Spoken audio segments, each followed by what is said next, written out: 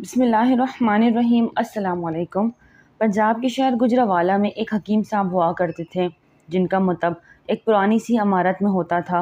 حکیم صاحب روزانہ صبح مطب جانے سے قبل بیوی کو کہتے کہ جو کچھ آج کے دن کے لیے تم کو درکار ہے ایک چٹ پر لکھ کر دے دو۔ بیوی لکھ کر دے دیتی۔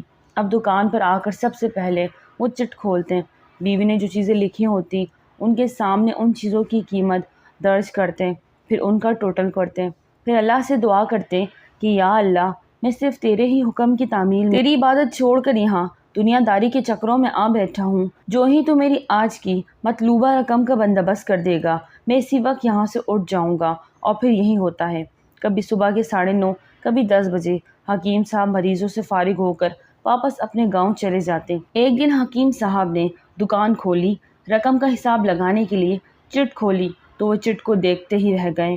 ایک مرتبہ تو ان کا دماغ گھوم گیا، ان کو اپنی آنکھوں کے سامنے تارے چمکتے ہوئے نظر آ رہے تھے، لیکن جلد ہی انہوں نے اپنے اعصاب پر قابو پا لیا۔ آٹے دال وغیرہ کے بعد بیگم نے لکھا تھا بیٹی کے جہیز کا سامان۔ کچھ دیر سوچتے رہے، پھر چیزوں کی قیمت لکھنے بعد جہیز کے سامنے لکھا یہ اللہ کا کام ہے، اللہ ہی جانے۔ ایک دو مریض آئے ہوئے تھے، ان کو حکیم صاحب دوائی دے رہے تھے، اسی دوران ایک بڑی سی کار ان کی مطب کے سامنے آ کے رکی۔ حکیم صاحب نے کار یا صاحب کار کو کوئی خاص توجہ نہ دی کیونکہ کئی کار والے ان کے پاس آتے رہتے تھے۔ دونوں مریض دوائی لے کر چلے گئے۔ وہ سوٹ بوٹ صاحب کار سے باہر نکلے اور سلام کر کے بینچ پر بیٹھ گئے۔ حکیم صاحب نے کہا کہ اگر آپ نے اپنے لیے دوائی لینی ہے تو ادھر اسٹول پر آ جائیں تاکہ میں آپ کی نبض دیکھ لوں، اور اگر کسی مریض کی دوائی لے کر جانی ہے تو بیماری کی کیفیت بیان کریں۔ وہ صاحب کہنے لگے حکیم صاحب میرا خیال ہے آپ نے مجھے پہچانا نہیں، لیکن آپ مجھے پہچان بھی کیسے سکتے ہیں کیونکہ میں 15 یا 16 سال بعد آپ کے مطب میں داخل ہوا ہوں۔ آپ کو گزشتہ ملاقات کا احوال سناتا ہوں، پھر آپ کو ساری بات یاد آ جائے گی۔ جب میں پہلی مرتبہ یہاں آیا تھا تو میں خود نہیں آیا تھا، خدا مجھے آپ کے پاس لے آیا تھا کیونکہ خدا کو مجھ پر رحم آ گیا تھا اور وہ میرا گھر آباد کرنا چاہتا تھا۔ ہوا اس طرح تھا کہ میں لاہور سے میر پور اپنی کار میں اپنے آبائی گھر جا رہا تھا۔ عین آپ کی دکان کے سامنے ہماری کار پنکچر ہو گئی۔ ڈرائیور کا کار کا پہیہ اتار کر پنکچر لگوانے چلا گیا۔ آپ نے دیکھا کہ میں گرمی میں کار کے پاس کھڑا ہوں، آپ میرے پاس آئے اور آپ نے مطب کی طرف اشارہ کیا، کہا کہ ادھر آ کر کرسی پر بیٹھ جائیے۔ اندھا کیا چاہے دو آنکھیں، میں نے آپ کا شکریہ ادا کیا اور کرسی پر آ کر بیٹھ گیا۔ ڈرائیور نے کچھ زیادہ ہی دیر لگا دی تھی۔ ایک چھوٹی سی بچی بھی یہاں آپ کے میز کے پاس کھڑی تھی اور بار بار کہہ رہی تھی چلیے نا مجھے بھوک لگی ہے۔ آپ اسے کہہ رہے تھے بیٹی تھوڑا صبر کرو ابھی چلتے ہیں۔ میں نے یہ سوچ کر کہ اتنی دیر سے آپ کے پاس بیٹھا ہوں مجھے کوئی دوائی آپ سے خریدنی چاہیے تاکہ آپ میرے بیٹھنے کو زیادہ محسوس نہ کریں۔ میں نے کہا حکیم صاحب 4-5 سال سے انگلینڈ میں ہوتا ہوں۔ انگلینڈ جانے سے قبل میری شادی ہو گئی تھی، لیکن ابھی تک اولاد کی نعمت سے محروم ہوں۔ یہاں بھی بہت علاج کیا اور وہاں بھی انگلینڈ میں، لیکن ابھی قسمت میں مایوسی کے سوا اور کچھ نہیں دیکھا۔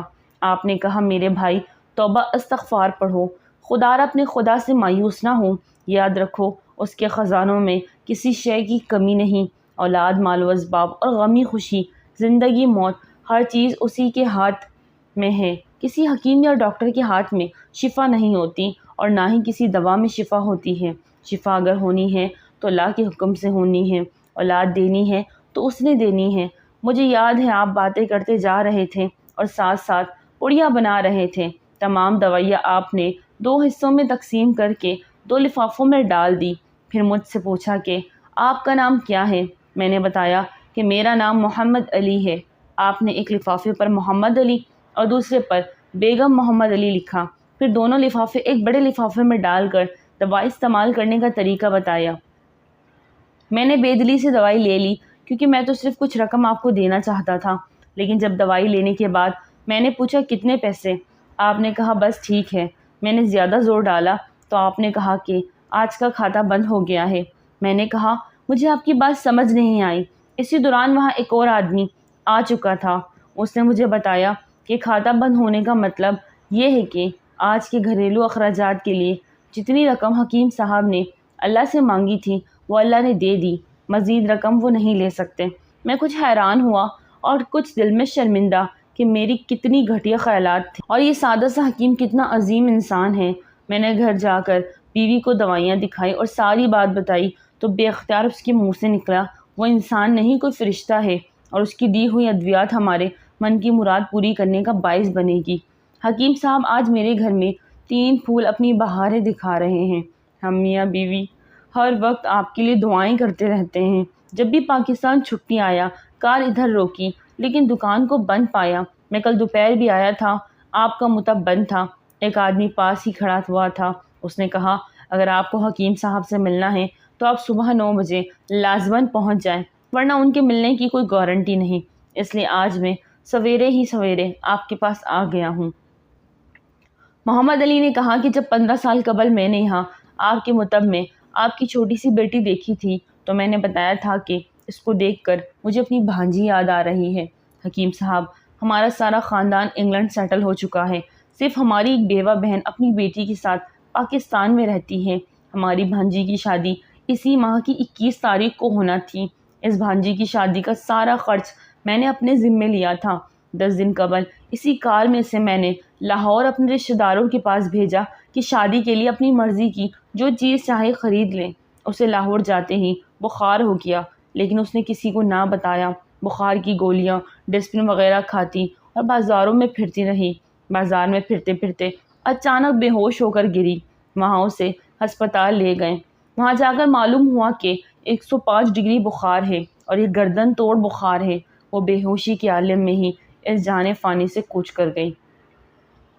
اس کے فوت ہوتے ہی نہ جانے کیوں مجھے اور میری بیوی کو آپ کی بیٹی کا خیال آیا۔ ہم میاں بیوی نے اور ہماری تمام فیملی نے فیصلہ کیا کہ ہم اپنی بھانجی کا تمام جہیز کا سامان آپ کے یہاں پہنچا دیں گے۔ شادی جلد ہو یا اس کا بندوبست خود کریں گے، اور اگر ابھی کچھ دیر ہے تو تمام اخراجات کے لیے رقم آپ کو نقد پہنچا دیں گے۔ آپ نے نہ نہیں کر، آپ اپنا گھر دکھا دیں تاکہ سامان کا ٹرک وہاں پہنچایا جا سکے۔ حکیم صاحب حیران و پریشان ہو گئے، گویا ہوئے کہ محمد علی صاحب اب جو کچھ کہہ رہے ہیں مجھے سمجھ نہیں آ رہا، میرا اتنا دماغ نہیں۔ میں نے تو آج صبح جب بیوی کے ہاتھ کی لکھی ہوئی چٹ یہاں کر کھول کر دیکھی تو مرچ مسالے کے بعد جب میں نے یہ الفاظ پڑھے بیٹی کے جہیز کا سامان، تو آپ کو معلوم ہے میں نے کیا لکھا؟ آپ خود یہ چٹ ذرا دیکھیے۔ محمد علی صاحب یہ دیکھ کر حیران رہ گئے کہ بیٹی کے جہیز کے سامنے لکھا ہوا تھا یہ کام اللہ کا ہے، اللہ ہی جانے۔